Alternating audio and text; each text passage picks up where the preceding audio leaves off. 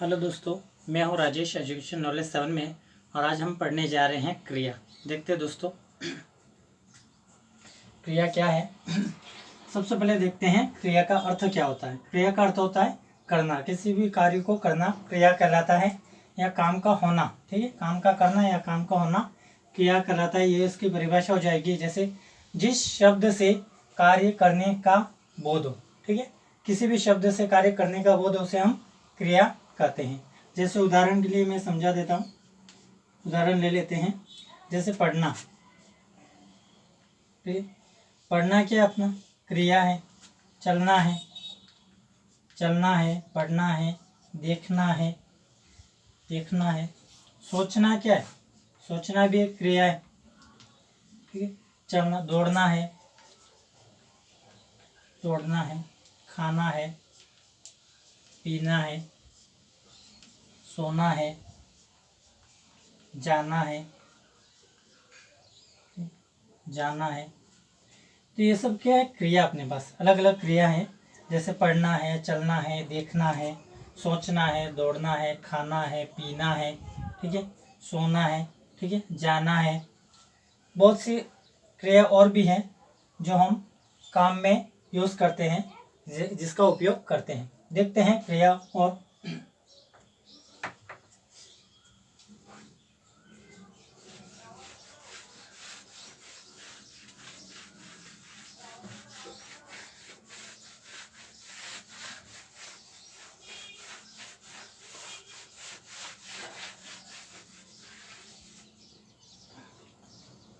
क्रिया को कितने भागों में बांटा गया है, 2 भागों में बांटा गया है। यूँ तो क्रिया के मुख्य 2 भाग हैं, बाकी यूँ गिना तो 3 है। एक तो है कर्म के आधार पर, ठीक है, पहला है। दूसरा है संरचना के आधार पर, उसके बाद काल के आधार पर। ठीक, तो अलग अलग क्रिया हैं। तो मुख्य रूप पहला पढ़ेंगे हम कर्म के आधार पर, उसके बाद संरचना के आधार पर, और उसके बाद काल के आधार पर क्रिया के कितने भेद हैं। तो देखते हैं कर्म के आधार पर। देखते हैं हम सबसे पहले कि कर्म के आधार पर कौन कौन से हैं। ठीक है, कर्म के आधार पर, ठीक है, कर्म के आधार पर 2 हैं, अकर्मक, अकर्मक क्रिया,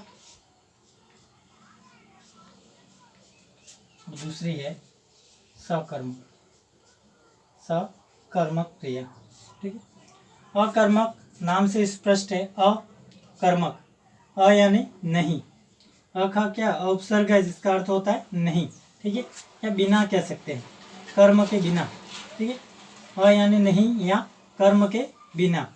और दूसरा है सकर्मक। ठीक है, स का मतलब होता है, स उपसर्ग है, स का मतलब होता है साथ है।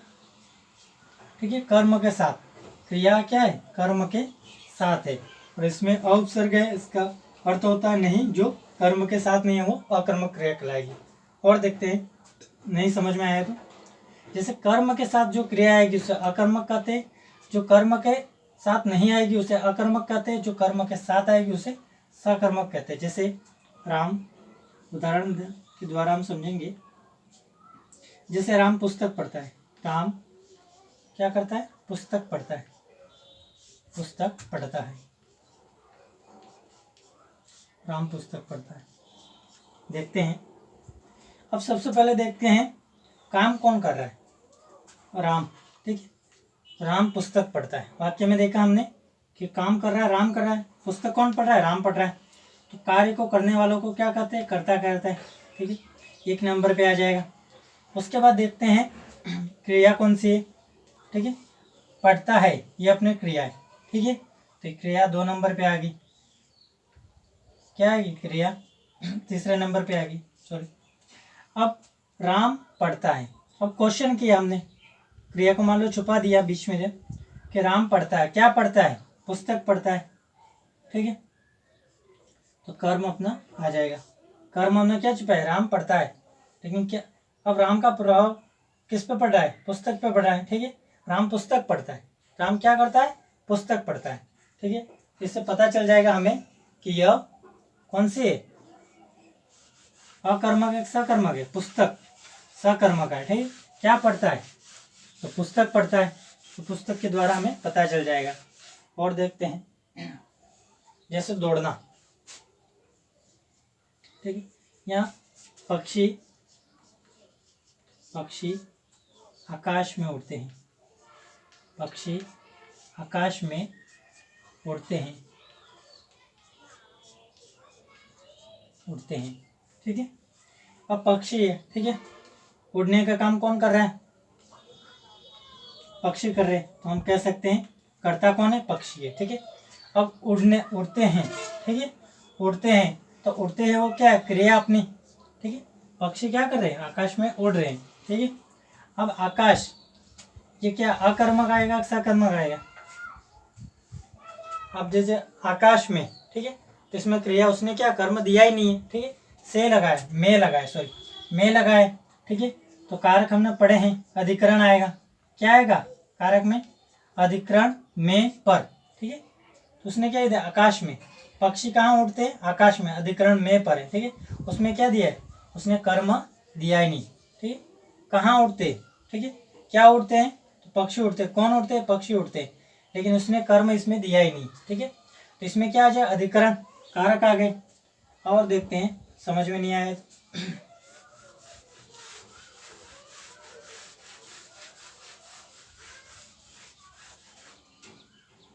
जैसे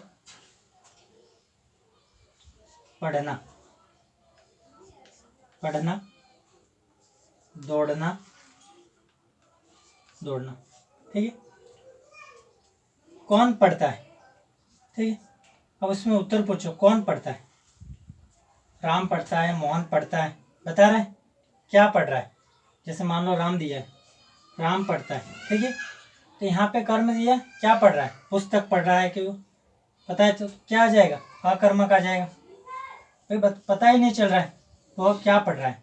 जैसे श्याम है, श्याम वो दौड़ रहा है, ठीक है, कहाँ दौड़ रहा है, ठीक है।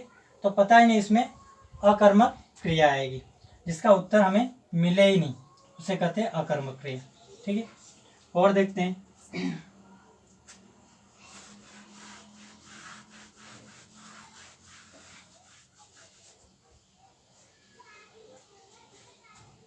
राम